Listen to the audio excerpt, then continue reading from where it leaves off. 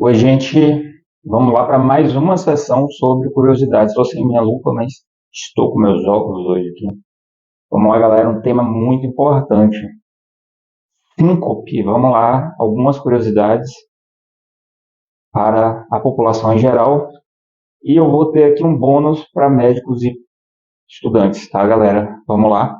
Primeira curiosidade. O que é síncope? É uma alteração transitória da consciência com perda de tônus muscular que decorre de uma redução global aguda irreversível do fluxo sanguíneo cerebral. Quer dizer, ocorre uma queda do fluxo sanguíneo do cérebro e a pessoa desmaia. Então, a queixa principal no consultório é: doutor, desmaiei algumas vezes, ou uma vez, seja lá. E aí a gente vai iniciar a investigação. Segunda curiosidade: geralmente ocorre quando a pressão máxima, que a gente chama de forma leiga, mas a pressão arterial sistólica, cai abaixo de 60 milímetros de mercúrio. Ok? Terceira curiosidade.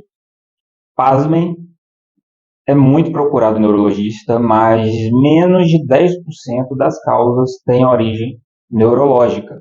Mas quando a gente suspeita, temos que pedir eletroencefalograma e exame de imagem. Vai depender do quadro se a gente vai escolher tomo ou ressonância magnética. Quarta curiosidade, pessoal, cuidado com tontura, vertigem. Isso pode ser um aviso de uma síncope, tá? A gente chama de pré-síncope. O que é uma pré-síncope? É uma coisa que é semelhante à síncope, então a pessoa acha que vai desmaiar, sente mal, né, fica tonta, e não ocorre a perda da consciência. A diferença é essa, né? Quinta curiosidade. Quais são as causas, doutor? Como eu já disse, menos de 10% é só neurológica. A maioria dos casos de síncope não tem causa diagnosticada, não é descoberta. Mas não desista, tá?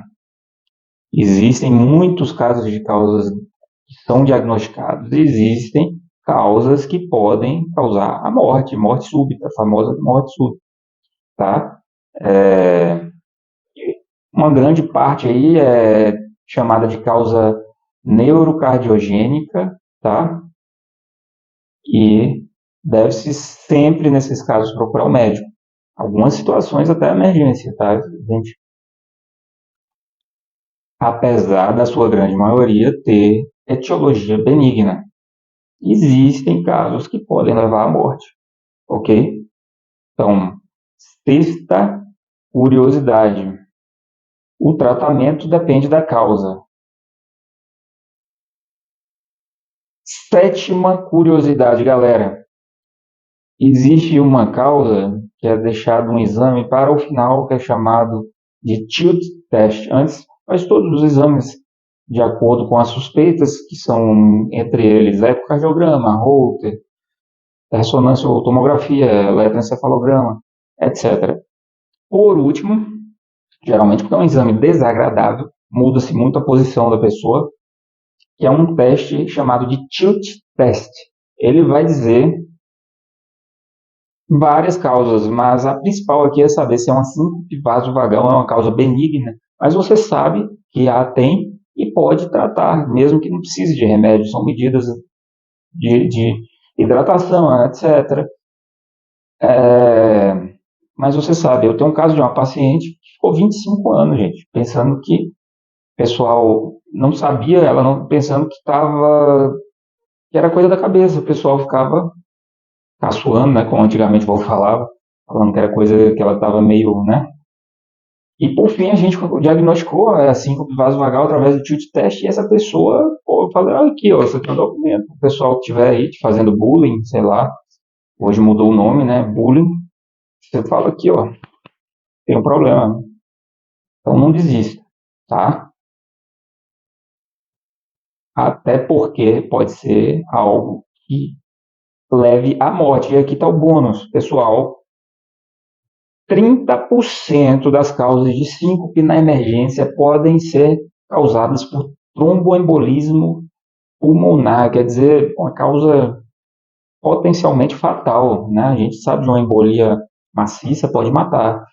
Eu tenho experiência em emergência UTI, já tive que trombolizar, inclusive, embolia pulmonar, e é uma situação bem grave, tá? Outra dúvida que ocorre muito na emergência, na abordagem, é interna ou não interna? Primeira coisa, vários arritmologistas, já assisti aulas, palestras, falou, tem alteração no eletro? Interna. Mas aqui, gente, interna na enfermaria ou na UTI? Aí que está a grande questão. O importante é internar aqueles pacientes que têm alto risco de morte súbita.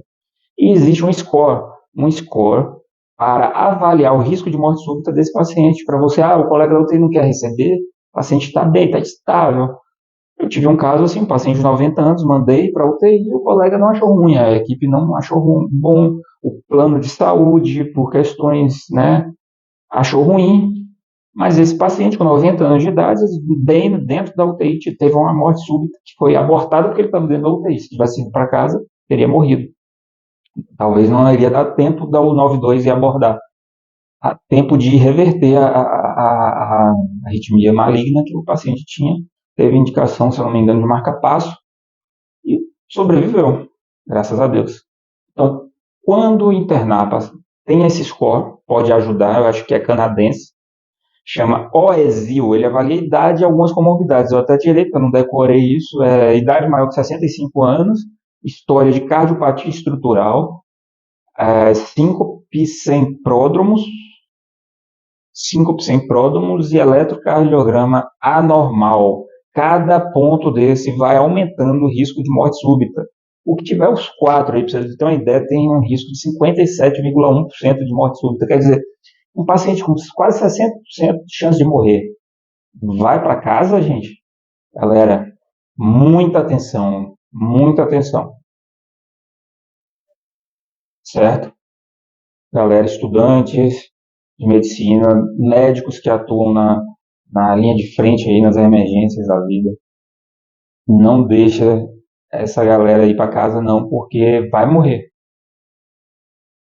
tá? Se Deus quiser não morrer, ótimo, mas você vai arriscar? Para quê, gente? Entendeu?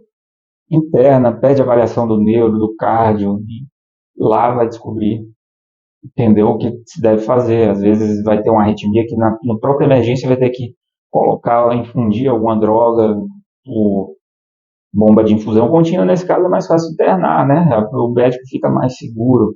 Mas há aquela insegurança quando, e será que o médico lá que vai receber vai reclamar? Não, gente, esquece isso. O que está em jogo é a vida de uma pessoa, tá? E o seu CRM que você estudou para conquistar, tá? Não gastou pouco dinheiro, que as faculdades aí, 10 mil por mês, então, certo? Agradeço aí a paciência de todos, foi um vídeo longo, mas muito válido, muito importante. Beijo no coração.